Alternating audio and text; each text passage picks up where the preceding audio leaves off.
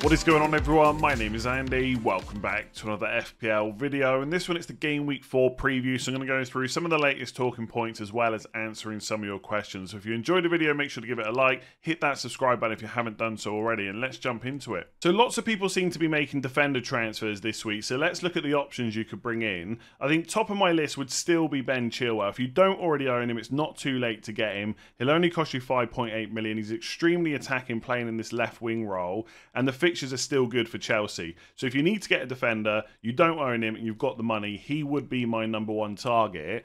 After that, it's probably Kieran Trippier, but I think him and Ruben Dias are quite close in terms of who is the better option to bring in Game Week 4. They've both got their pros and cons. So with Dias, he's going to cost you $1 million less. He's only 5.5 versus Trippier that's 6.5. That money might be useful for future moves. Man City is the best defence in the league. Newcastle are very good as well, but Man City are the best. So in any given game week, they've got a good chance of getting a clean sheet. And they've got a better fixture in Game Week 4. So Man City play Fulham at home. Newcastle play Brighton away. Of course, with Dias, you don't quite have the attacking threat that Trippier has. And his minutes probably aren't quite as good. Like, I think out of all the Man City defenders, Dias probably has the best minutes. But if he was benched like once in the next kind of 6 to 8 game weeks, would it be a massive shock? No, because it's Man City. So that's something to bear in mind as well. With Trippier, I think even though he's not had an attacking return yet, he's put up 0.23 expected assists per 90, and they have had some fairly difficult fixtures as well, so that's worth bearing in mind. I think in terms of his minutes, they're probably fine, although obviously they have bought Livramento now, so we might see Trippier possibly get the odd rest. I don't know if that's going to happen, but it could happen, especially with Champions League, or he could just get subbed off early in some games. I think for now that's not something to worry about. But as we go through the next kind of 4 to 5 games, we'll obviously see how Eddie Howe is going to use him. But I wouldn't let that kind of put me off buying him. And I also think from a defensive point of view, yes, Newcastle aren't as good as Man City, but they're not that far off. And if you look at the numbers from the games they've had so far, okay, Villa wasn't great, 1.9 expected goals conceded, but against Man City, the best attack in the league, 1.09 expected goals conceded, pretty decent, especially away from home. And against Liverpool, it was 0.95. So although they conceded twice, the quality of the chances they conceded wasn't that high. I know they were, obviously, Liverpool were down to 10 men for a large majority of that game, but still, that's pretty impressive from Newcastle, and the fixtures are about to get better. For what it's worth, I don't think Trippier is a must-have for Brighton away, but if you need to make a defender transfer because you've got injuries and stuff like that, and you want him for that good run afterwards, there is no harm in bringing him in Game Week 4. If you've got room for both, you could go Dias this week and Trippier next week, but again, each of you individually are going to have to look at your own teams and work out plans for kind of future moves. In terms of cheaper defenders, Gusto is someone you could look to bring in the short term. I spoke about him on the transfer tips video yesterday. Udogie is very popular for Spurs. Not surprising, 5 points against Man United, 12 points in Game Week 3. I do like him. I already own him. I've had him since Game Week 1. The only thing I would be careful about is how often you need to play him. Because Burnley away and Sheffield United at home, Game Weeks 4 and 5 are decent. But in Game Weeks 6 and 7, it's Arsenal away and Liverpool at home. I would not expect clean sheets or attacking returns in either of those games. So he is someone that you'd want to rotate in and out. He does rotate very nicely with Estupiñán, so that's also worth bearing in mind. If he's someone you want to keep and you want to play Udogie in the good fixtures and bench him in the more difficult ones, then you could do that. Also, obviously, with Newcastle, Trippier isn't the only defender you could consider. Fabian Schär at 5 million, very good goal threat. Not quite as high as Trippier in terms of overall attack and returns, but I'm sure he's going to get some goals from set pieces this year, and he costs 1.5 million less. It's obviously worth noting that Botman did go off with an injury. At the time of recording this, we still don't have an update about how long he might be out for, but I don't think, even if he was out for a while, I think with the fixtures that Newcastle have got and how good their defence is in general, it probably wouldn't put me off buying their players. So if you want to go for the double up, or just to have a player that's a lot less than Trippier, I would look at Schär, and obviously if Botman is fit, you can look at him as well, because he's only 4.5. And then we shouldn't forget about Brentford. I put Rico Henry there, 4.6 million. You could go for Pinnock as well. Their fixtures are still pretty good. They got Bournemouth at home this week. Okay, Newcastle away in Game Week 5 is difficult, but Everton at home is good. Forest away in Game Week 7 is good. Burnley at home in Game Week 9. You just probably wouldn't want to play him in Game Weeks 5 or 8. Newcastle and Man United away. But we shouldn't forget about them. If you haven't got Flecken and you want to target their defence, Henry or Pinnock are both good options as well. So let me know if you're making a defender transfer this week, who are you bringing in? Is there anyone I've missed? Leave me a comment below. All right, let's get into some of your questions. So what should we do with Pickford? And is a goalkeeper transfer worth it? And I'm going to talk about goalkeeper transfers more generally, first of all. And really, they should be weighed up like any other move that you're thinking about making. So ask yourself these things. Is this the best use of my transfer? Is there someone more important I should be changing instead? Right? Is it worth rolling and having 2 free transfers the following game week plus extra information? And is this move going to net me more points, not just in the long run, but also in the game week that I'm actually making the transfer? And if you go through all those things, and you think a goalkeeper move is the best for your team, then that is what you should do. I'm definitely not against them. I think last year outside of Wildcard, I made 1 or 2 goalkeeper transfers. So if the time is right, I'm all for it. But you need to weigh it up like any other move. On Pickford, I did tweet about this. I think if I was wildcarding now, or if I could go back to game week 1, I, of course, wouldn't go for him in my squad, but I think it's being overblown just how bad of a pick he is. And ultimately, what's already happened doesn't matter. It's all about the decision-making process moving forwards. So in game week 1, we got him in our squads, wasn't great. In game week 2, most people played Turner for Nottingham Forest anyway. So in game week 3, I had the choice to keep him or change him. Now, I could have gone to Sanchez. That would have got me an extra 4 points. But I also had Jackson and Chilwell, so that would then block a move for Gusto or Sterling. Not necessarily ideal. I could have gone for Flecken, and I do think he's probably the 4.5 million goalkeeper to have moving forwards. And don't get me wrong, an extra 2 points would have been nice. But was that worth a transfer at that particular point in time? Probably not. Had I gone for Onana, I'd be 2 points down. And if I'd gone for Ederson for 1 million more, or even Johnston, I'd be on exactly the same points because they all got 2 pointers this week. So was it the worst decision to keep him in game week 3? Probably not. So then it's about the decision-making process from game week 4 onwards, and he's got Sheffield United away. So is there a goalkeeper that will score more points than him in the long run? Probably. Is that goalkeeper guaranteed to outscore him in game week 4? I would say probably not. And if you're rotating with Turner, you're playing Turner in game week 5 against Burnley at home anyway. So it just feels like a move that you can put off for another couple of game weeks. Now, I know what people are going to say. Nottingham Forest are in for another goalkeeper. That goalkeeper might become the number 1, in which case you can't play Turner in game week 5. And I get that. I'd rather roll the transfer and just give myself a bit of thinking time over the international break. Pickford against Sheffield United away is not a massive problem. And after that, okay, in game week 5, ideally, I don't want to play him against Arsenal at home, so hopefully Turner will be an option. If he's not, maybe I think about making a move then. Like Brentford away, Luton at home, Bournemouth at home, they're not really that big of a deal for me. And I'd like to wait till West Ham's fixtures turn to maybe look at Areola as well. So if you've got Flecken, absolutely fair enough. He is the goalkeeper that I would choose. But do I need to bring him in this week when he's got Bournemouth at home and Pickford's got Sheffield United away? I mean, my money would be on Brentford keeping a clean sheet and not Everton. But I just don't think it's worth the transfer. So can they be worth it? Goalkeeper transfers, yes. What should we do with Pickford? Probably have a little bit more patience and maybe think about what to do with him later on instead. At least that's what I'm probably going to do. So should we be buying Jarrod Bowen for Luton away regardless of the following fixtures?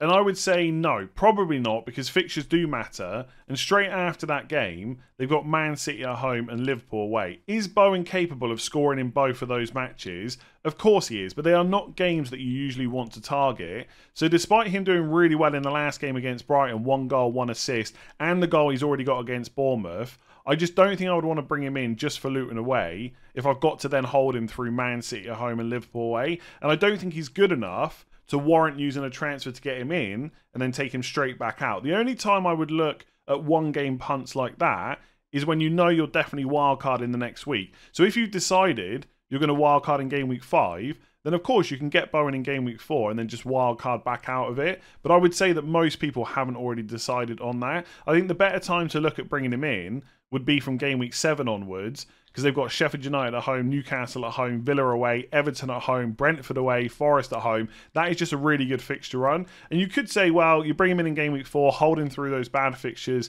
to have him ahead of the good ones. But I still don't think it's worth it with Man City and Liverpool. And as well, if you look at the fixtures in game week 4, there's plenty of other players that also have a really good fixture and better fixtures afterwards as well. So take Brentford, for example. If you haven't already got Mbeumo, he's got Bournemouth at home, which I would say is just as good as Luton away. And then the fixtures afterwards are better. Even someone like Eze has got Wolves at home and better fixtures afterwards. Sterling's got Forest at home, better fixtures afterwards. So Bowen is a good player, and I like him because he's absolutely nailed on. His minutes are fantastic in that team. Even with Kudus coming in, he's still going to play pretty much every single game. But I just think there's much better options because of the fixtures. Can he outscore all those players I've just mentioned in Game Week 4? Possibly, but I'd argue probably not from Game Weeks 4 to Game Week 6. So am I considering attacking the fixtures with an early wild card? And I would have to say the answer is probably not. Like, nothing I've seen in the first 3 game weeks makes me think I need to drastically change my team outside of maybe Jordan Pickford. I'm pretty happy with how it's set up, and that also includes the next few weeks as well. Now, my thoughts in pre-season were that I'd possibly wildcard in Game Week 9, because that's when there's a fixture swing for Liverpool in particular, so I might want Salah and Trent. It's also when Chelsea's fixtures get worse as well, so I might use it then, but I haven't decided for definite on that, so I'm happy to give it a few more weeks, then make the decision. And obviously if I do decide to use it in Game Week 9, I'll change the transfers that I make before it. If I'm still undecided, I'll just keep playing what's in front of me, and then decide later on. If I've got to hold it even later than Game Week 9, I'm perfectly happy to do that. So there's nothing I've seen so far that makes me think a wild card is needed. Plus, most of us are already pretty well set up with the fixtures that are coming up. So I looked on Fantasy Football Hub. They've got a fixture analyzer. If you want to use this and all the other tools, links in the description below. And if you look at the best fixtures from now until Game Week 8, which is possibly right before I might wildcard. If we look at the teams that are going to score the most goals, well, of course, Man City is right up there. I've already got Haaland. I've spoken lots of times about not really wanting many of their other attackers because of minutes and stuff like that. Liverpool are good too, but there's no fixtures there where I would want to captain Salah. So I'm more than happy to have the likes of Saka, Arsenal are 3rd, Man United, who are 6th. Newcastle are on there as well. They're a team that I'm going to consider over the next few weeks, but I also think that minutes might be an issue there. Isak keeps getting subbed off early. Gordon could be an option, but what if Harvey Barnes, starts on that left wing? So it's not even like they're a dead cert. I don't have any attackers from Brighton, but I think their fixture's about to get a little bit worse. Plus, I've already got Mbeumo from Brentford. I've got Jackson from Chelsea. I'm thinking about getting Sterling. I could get Maddison instead. So out of the kind of top, 8, 9 teams, I've already got most of them covered. And if we look at clean sheets, again, it's Man City, Newcastle. I'm thinking about getting Trippier soon. I've already got Chilwell from Chelsea. I've got Saliba from Arsenal. I can rotate Udogie and Estepinian. There's not really anything I'm seeing there that I don't already have. Whereas if we go a little bit later, from Game Week 9 to say, I don't know, Game Week 18, and then we look at goals, Liverpool are right at the top. But more importantly, there's fixtures there where I might consider captaining Salah. So in Game Week 9, he's got Everton at home. Haaland's got Brighton at home. In Game Week 12, he's got Brentford at home. Haaland's got Chelsea away. And look, I'm not saying I will definitely go against Haaland. It went really wrong for me last year. But that is a fixture on where I'd find it hard to go without Salah. Whereas right now, it feels a bit easier. And there might be other teams that I want to target as well. So again, Chelsea kind of come a bit further down the list because their fixtures get harder.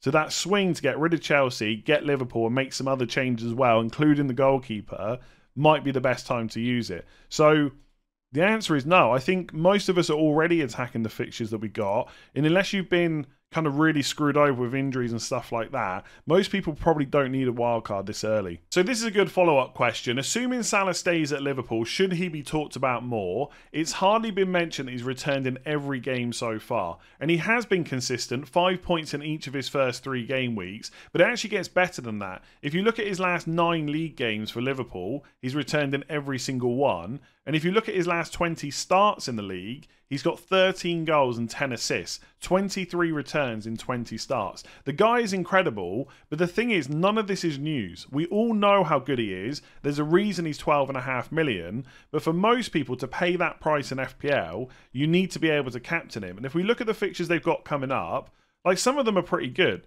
Like Villa at home, Wolves away, West Ham at home, they're the next 3. Then it's Spurs away and Brighton away. Now, they're not bad fixtures, but they're not really ones you'd necessarily target for captaincy or at least worry about. So the next 3 are probably more important, the Villa, Wolves and West Ham games. But then you look at Haaland And who has he got? Fulham at home, West Ham away and Forest at home. So you'd probably argue they're better. So do I feel like I need Salah? Not really. I mean, I said this last week. If you already own him and you don't need the money for other moves, he is perfectly fine to keep hold of. But if you don't need, if you do need the money for other moves, or you don't already own him, he's not a necessity right now because you're probably not going to captain him. And yes, he's been consistent, but 5 points a game for 12.5 million is not really massive or anything like that. So I just don't see the need for him right now. And look, if you've watched my videos for a long time, you know how much I love the guy. He's been great in FPL, the absolute GOAT over the last 6 seasons. But right now it feels like the time to really think about him is game week 8 or 9 onwards, because that's when the fixtures get much, much better for Liverpool. So it's not that he's a bad option. It's just that most people don't really have a good way to bring him in without sacrificing too much. In fact, if you look at my current team, if I wanted to get him in, I've got 1.4 million in the bank, 2 free transfers. Rashford would have to go because he's the most expensive midfielder that I've got. So I put Salah in. I've got to find 2.1 million from somewhere. There's not really anywhere that I want to do it. Like, even if I downgraded another midfielder like Saka, I could get someone at 6.5 like Eze or Diaby maybe, or someone like that. But is that a better combination? Salah and Eze, or Saka and Rashford? I mean, you could argue that the Salah combination is better, but I'm not particularly worried about making moves like that until I want to captain him, because I think overall there's better transfers that I can make for my team. So yeah, he is consistent, and that is going to continue. But whether or not he's worth 12.5 million without captaincy, I still think he's up for debate. And right now, I'm not really panicking about him. So are we too late to get in Mbeumo? I would say definitely not. If you're looking for a new midfielder under 7 million, he's still one of the best options to go for. And if you take a look at Brentford's fixtures, they're pretty good right up until game week 9. So this week they got Bournemouth at home. Then in game week 5, it's Newcastle away. Now, of course, that is much tougher. But the thing I like about Brentford and Mbeumo in particular, when they have those tougher games, they tend to play with a back 3. So rather than Mbeumo being off the right, he plays as a striker in the front 2 instead. You'd still rather have a better fixture, but it's not the end of the world if you have to play him in that game. Then it's Everton at home in game week 6, Forest away in game week 7, Man United away in game week 8, so same thing there, he'll play as a striker, and then Burnley at home in game week 9. So in the next 6 game weeks, he's got 4 really good fixtures, and the other 2, he's going to play as a striker. We know he's absolutely nailed on, his minutes are great, he's on penalties, there's no Europe or anything like that to worry about. Even for his now 6.8 million price tag, he's still well worth going for. And the other thing that's improved is not just his starts, but because Tony is out, he seems to be playing 90 minutes in every single game as well. So there's just so much to like about him. And I still think if I was buying someone again now, in and around that 6.5 million price tag, he is the one that I would go for ahead of Eze, Diaby, any of the Newcastle players, Brighton players. And I think if I'm still thinking that after 3 game weeks, he must be good. So is it too late? No, I would say it's probably not. If you are going to buy him, it probably does have to be this week, because would I really want him for Newcastle away, like buying him brand new? Brand new, that sounds a bit weird, right? Like you're buying a new toy or something. But would I want to buy him in game week 5? Not as much. But I think if you need someone this week, he is the one that I would go for. So who would I get? Sterling or Jackson as my third Chelsea player? Now, if you're asking me who I think is going to score the most points over the next 4 to 5 game weeks, I'd probably lean slightly more towards Sterling. I do think that Jackson's goal threat's going to be a bit higher, but because Sterling is listed as a midfielder, he gets an extra point for a goal and an extra point for a clean sheet. And over 4 to 5 weeks, that can add up. From a minutes perspective, I think they're both pretty good right now. But if I had to predict who's more likely to lose minutes in the future, it's probably going to be Jackson because of his inexperience. Like, the transfer window is still open until Friday. Chelsea might sign new attackers, but I just feel like whoever they sign is not going to have an effect on Sterling. I think he plays no matter what. Whereas if they sign someone that can play number 9, and with Broja coming back after the international break, Jackson might see reduced minutes. I'm not saying he's going to be benched anytime soon, but these little things, being listed as a midfielder, better minutes, over 4 to 5 weeks, they can add up. So who do I think will score the most points? Probably Sterling, but not by a huge amount. And this is going to sound a bit stupid, but that's not really all there is to it. Like, if your only choice is 3-5-2 with Sterling or 3-4-3 with Jackson, fair enough, you go for the most points. But if you need to fill one midfield spot and one forward spot, and you can only pick one Chelsea player, then the conversation also has to be about the other options in those spots. So when it comes to forwards, Obviously, Haaland's in everyone's teams. I don't think it's necessarily the right time to buy Watkins. Jesus only just back from injury. Wilson is only on the bench most games. Isak gets subbed off early. The point I'm trying to make is there's not a huge amount of forwards. You could go for Alvarez. He's played 90 minutes in every Man City game so far. But outside of that, like even Awani that people keep commenting on the videos about, Chelsea away, Man City away, next 3 game weeks. I know he scored a lot of goals in a row, but they are still not fixtures that I would want to target. So I think for me, there's so few options in the forward line that I would want to go for. I'd probably go for Jackson and choose a different midfielder. So you've got Maddison, Foden, Eze still, Mbeumo. Like there's loads of good midfield options, I feel like. Not necessarily the same with forwards. So even though I think Sterling will probably score the most points, I think Jackson plus Maddison makes more sense than like, I don't know, like a Sterling and Awani. So for that reason, I'd probably pick Jackson. So hopefully that's helped your decision. If you've enjoyed that video, give it a like. Hit that subscribe button if you haven't done so already. Make sure to check out Fantasy Football Hub, links in the description below. And I'll catch you tomorrow for team selection.